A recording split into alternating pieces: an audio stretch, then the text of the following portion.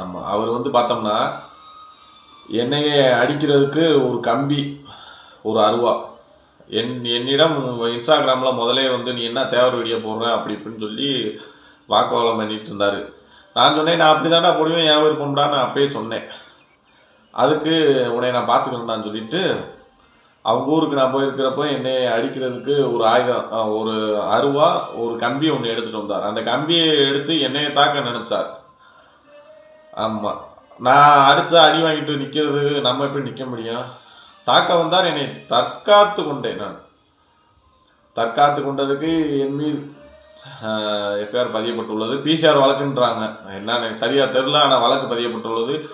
ஒரு சின்ன பையன், ஒரு 17 வயசு பையன், தேவர் இளைஞர், அவன் மீது எஃப்ஐஆர் பதிய பண்ணி அவன் வந்து மதுரையில் இருக்கான். இப்போ மதுரை சிறுவர் சீர்திருத்த பள்ளியில் வந்து சேர்த்துட்டாங்க எஃப்ஐஆர் பண்ணி. கண்டிப்பாக நாம் இதுக்கு வந்து நம்ம பதில் நீதிமன்றத்தை நம்ம முறையீடு கண்டிப்பாக போகவே போகிறோம்.